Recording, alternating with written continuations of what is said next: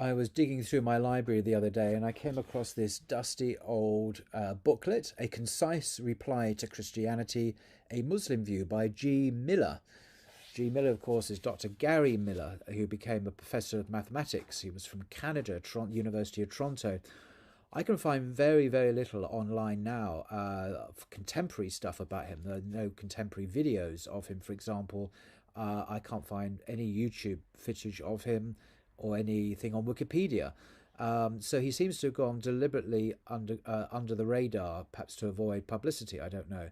But for a while in the 1970s, 1980s, he was very high profile indeed. He worked with Sheikh Ahmed Deedat, and he did numerous videos, many of which are still viewable on YouTube, forensically examining Christianity and talking about the Quran, particularly the truth of the Quran, the miraculous nature of the revelation. But this concise little booklet really shows his genius, I think, his brilliance, total brilliance in analysing Christianity, exposing its weaknesses, its Achilles heel, and rebutting the classic Muslim missionary tactics against Muslims. I'd love to read the whole thing, but it's quite long. It is very concise. Every sentence is meaningful and impactful, I think. So I'll just read a few bits of it just to give you a flavour. And I don't know if this could ever be republished. It certainly deserves to be. He writes at the beginning, Christians and Muslims who learn something of one another's religion find that a crucial issue is the nature of Jesus. The majority of Christians deify Jesus, while Muslims say that he was no more than a prophet of God, a faultless human being. The doctrine of the Trinity avows three distinct co-equals, our God. In particular, Jesus said to be God the Son, or the Son of God. As the Muslim questions details of this theology, the Christian characteristically forms a common explanation for our differences. He complains that Muslims do not understand the Trinity, that we are actually accusing Christians of tritheism and other heresies. So the Muslim seeks clarification of the teaching and asks at every term, how could that be so? For example, we insist that the term Son of God cannot have a literal interpretation.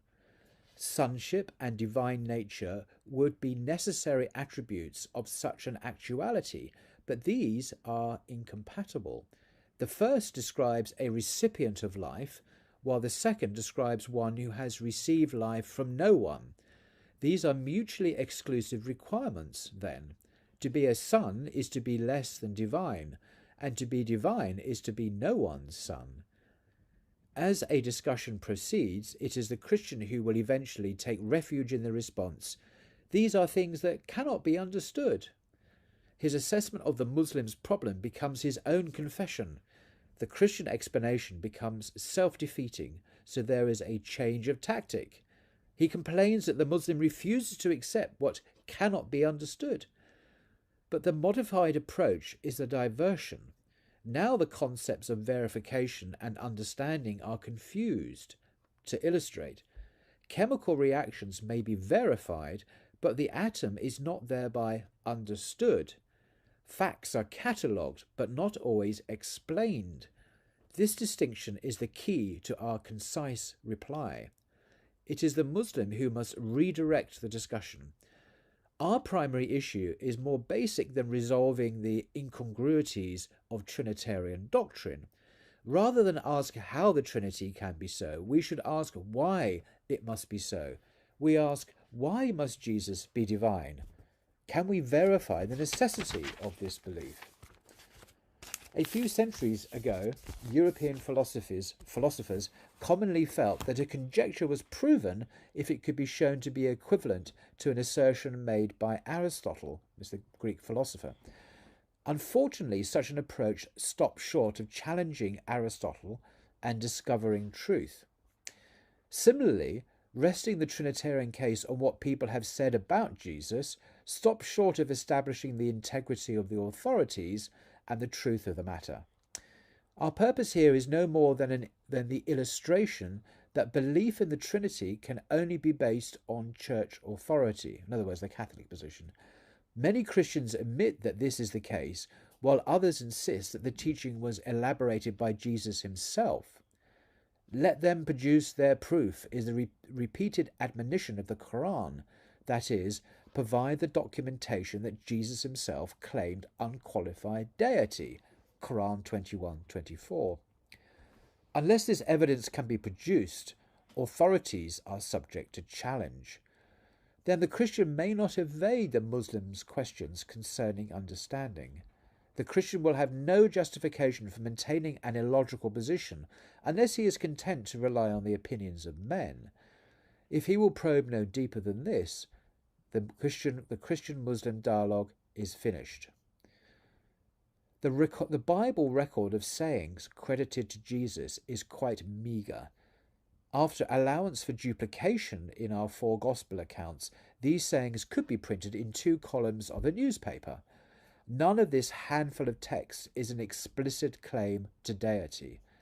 All quotations are implicit, that is, they require interpretation. We are told what Jesus said and then told what he meant.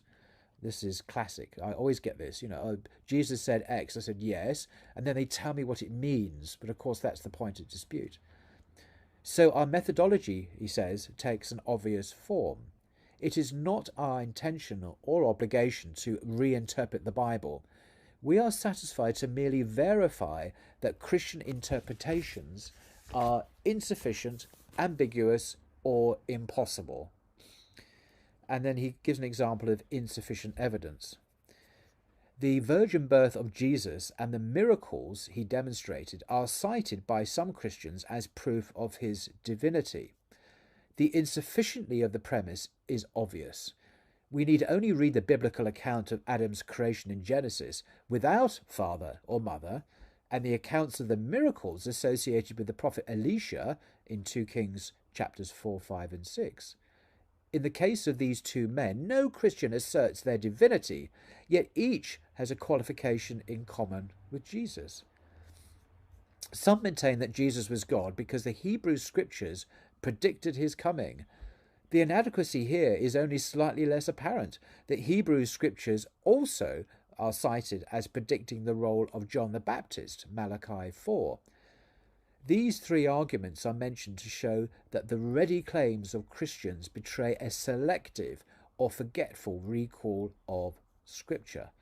They know the fact of virgin birth as well as they know the account of Adam's origins, yet they interpret the first and overlook the second. Now to pursue our case directly. Does the Bible quote Jesus as claiming equality with God? The Bible texts are produced to show that Jesus used the terms Son of Man, Son of God, Messiah, and Saviour. But each of these terms is applied to other individuals in the Bible. Ezekiel was addressed as Son of Man in Ezekiel chapter 3. Jesus himself speaks of peacemakers as sons of God, Matthew 5:9. Cyrus, the Persian emperor, is called Messiah at Isaiah 45, verse 1. The duplicity of translators is manifest here, for they inevitably render only the meaning of the word Messiah, which is anointed. In other words, they don't use the word Messiah, they use just the meaning. Where other Bible verses seem to refer to Jesus, they prefer to transliterate Messiah, or the Greek equivalent, Christ. In this way, they hope to give the impression that there is only one Messiah. But of course, in the Bible, there are lots and lots of Messiahs. As for Saviour, the word is applied to other than Jesus, 2 Kings 13:5. Christians choose to cite the 43rd chapter of Isaiah as proof that there is only one Saviour. Again, translators have tried to obscure the fact that God is the only Saviour in the same ultimate sense that he is our only nourisher and protector, though men also have these assigned tasks. By over-specifying this pronouncement in Isaiah, they hope to have us believe that God equals Saviour and Jesus equals Saviour, therefore Jesus equals God. The conspiracy of modern translation is easily demonstrated. The King James Bible of 1611 is everywhere available. Compare it to a more recent translation, say the New American Bible of this century. In the earlier version, we find 2 Kings 13:5 contains the word Saviour.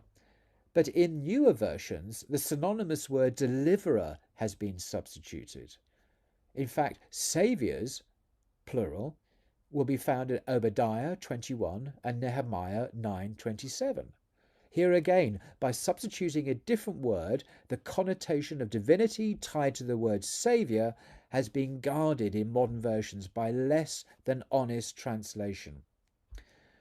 Now, I could go on. This is just packed full of amazing, accurate, cogent, forensically, searingly logical argument, which is very, very rare. I mean, that's why I maintain that he was a genius. I'd love to read the whole thing out, but it would probably take an hour to do, and limitations of YouTube would not allow that, I think. So if anyone knows what is happening with Dr. Gary Miller today, it would be wonderful to hear.